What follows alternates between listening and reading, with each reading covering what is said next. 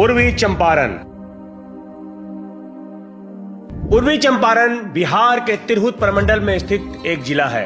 1971 में चंपारण को विभाजित कर बनाए गए पूर्वी चंपारण का मुख्यालय मोतिहारी है। चंपारण दो शब्द चंपा और अरण्य से बना है, जिसका अर्थ होता है चंपा के पेड़ों से आच्छादित जंगल।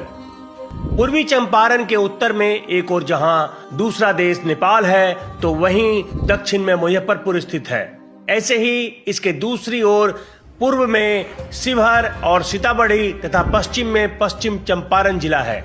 महाकाव्य काल से लेकर आज तक चंपारण का इतिहास गौरवपूर्ण एवं महत्वपूर्ण रहा है। दुनिया के सबसे पुराने धर्म के किताब में इस जगह का उल्लेख मिलता है।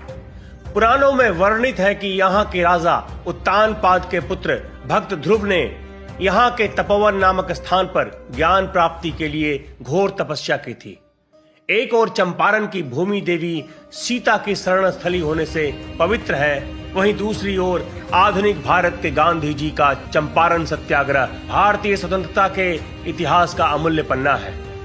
राजा जनक के समय यह मिथिला प्रदेश का अंग हुआ करता था। लोगों का ऐसा विश्वास है कि जानकीगढ़ राजा जनक के मिथिला प्रदेश की राजधानी थी, जो बाद में वज्जी के साम्राज्य का हिस्सा बन गया। भगवान बुद्ध ने भी यहाँ अपना उपदेश दिया था, जिसकी याद में 3री सदी में प्रियदर्शी अशोक ने स्तंभ लगवाए और स्तूप का निर्माण कराया। गुप्त वंश तथा पाल वंश के पतन के बाद चंपारण कर्नाट वंश के अधीन हो गया। मुसलमानों के अधीन होने तक तथा उसके बाद भी यहाँ स्थानीय क्षत्रपों का सीधा शासन रहा।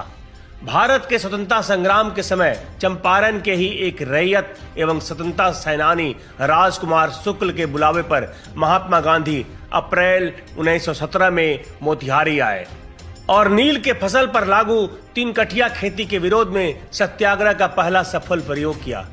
आजादी की लड़ाई में यह एक नए चरण की शुरुआत थी। बाद में भी बापू यहाँ कई बार आए।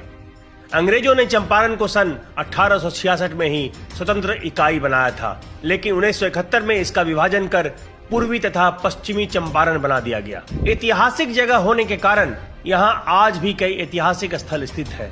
तो चलिए आपको एक एक करके इनकी जानकारी देते हैं। केसरिया का बौद्ध स्तूप मोतिहारी से तकरीबन 35 किलोमीटर दूर साहेबगंज चकिया मार्ग पर लाल छपरा चौक के पास अवस्थित है प्राचीन ऐतिहासिक स्थल केसरिया।